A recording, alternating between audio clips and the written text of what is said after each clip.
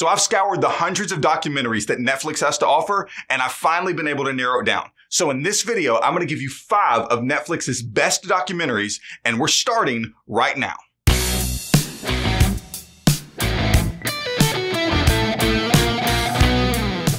Hey guys, welcome to the channel. My name is Ryan, and this is where I review movies and shows from a variety of different platforms to help you manage your expectations so you're not left disappointed. And if you want help managing those expectations in future Netflix releases, make sure you hit that subscribe button at the bottom of your screen so you don't miss anything along the way.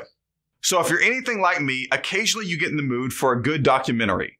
Here's the problem. Netflix literally has hundreds of them to choose from. So how are we supposed to know the good from the bad? Well, I've put in the work for you and I've narrowed the list down to 5. And we're going to start with the furthest, Voyager in space. This documentary explores the Voyager space mission that took place back in 1977. Now, because of a rare alignment in the planets, it afforded NASA this unique opportunity. What they were going to do is they were going to send one probe that was designed to go by all 4 planets in the outer reaches of our solar system. And it was going to collect information all along the way, taking pictures and sending all of that back to Houston. And that was just its primary mission. Voyager also had a secondary mission. And that mission was to compile a bunch of information about our own home world and store it in the form of a golden record. Now, that record was placed on the Voyager space probe just before its launch. So once it had finished its primary mission, if it happens to run across intelligent life in the distant future, they will have some kind of reference as to where we're from and what we're like. What I loved about this story was the mystery and the intrigue that surrounds it. Just like any other space mission, every communication is met with great anticipation and every problem risks complete mission failure. And that kind of story really leaves you on the edge of your seat. Now, if you're looking for something just a little bit closer to home, you should really check out the Ivory Game. This is a documentary that looks at the illegal ivory trade, the largest source of which comes from elephant tusks. Now, we're talking about a story that goes all the way from Tanzania, Africa to Beijing, China, and threatens the entire African population of elephants with extinction. Now, you get to follow these different groups of organizations as they are tasked with ending poaching and hunting down one of Africa's most notorious poachers, Boniface Shetani, who is single-handedly responsible for the death of over 10,000 elephants. The Ivory Game also looks at the illegal ivory trade in Hong Kong, China. You get to follow this young Chinese native as he tries to infiltrate this underground operation that is controlled by the Triad, which is just another name for the Chinese mob. Another thing I really enjoyed about the Ivory Game was the thrill you get to experience hunting down these poachers all over Africa. And after watching this story, if you didn't have an affection for these animals, it's not too long before you begin to develop one. Now, if you're looking for something else really to get your adrenaline going, maybe you should check out Fittest on Earth. It's the story of the 2015 CrossFit Games. Now, if you enjoy behind-the-scenes sports documentaries, this is definitely one you're going to want to check out. But it might help if you understand that CrossFit isn't just a workout philosophy. It's also a sport. And inside this sport, the CrossFit Games is the Super Bowl of athletic competition. So this story follows a number of competitors as they're competing for the title of Fittest on Earth.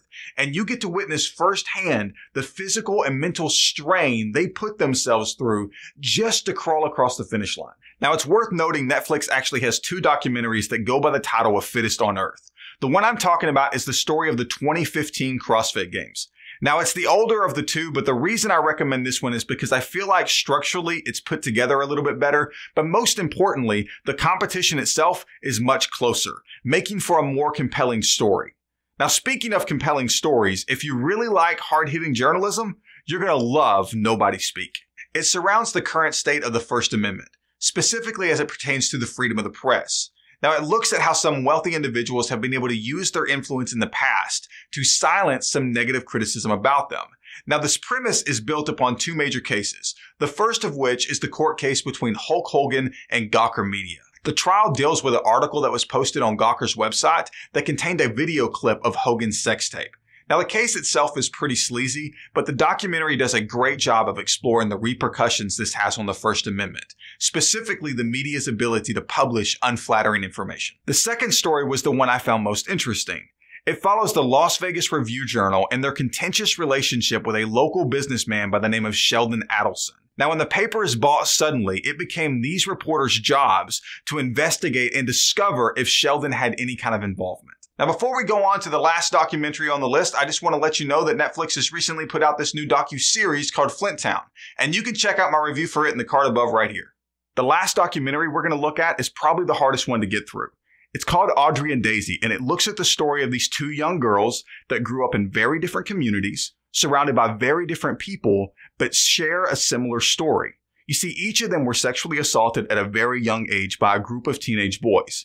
And as if the assault wasn't bad enough, in the days, months, and weeks to follow, they had to endure constant online humiliation and harassment, even from people within their own community. This is their quest for justice. And what makes the story so powerful are the girls themselves. Their resilience is inspiring, and you find yourself hoping that if there are any other girls out there that have had experiences like this, that they can see this documentary and find the strength they need to stand up and fight back. So those are the 5 best documentaries I think Netflix has to offer, but what are the best documentaries you think they have to offer? Jump in the comment section below and let me know. And as always, if you've made it to this point in the video, that means you must have liked it, so why not go ahead and give it a thumbs up? Make sure you check out some of my videos off to the side here. And as always, if you want help managing your expectations in future Netflix releases, make sure you hit that subscribe button so you don't miss anything along the way.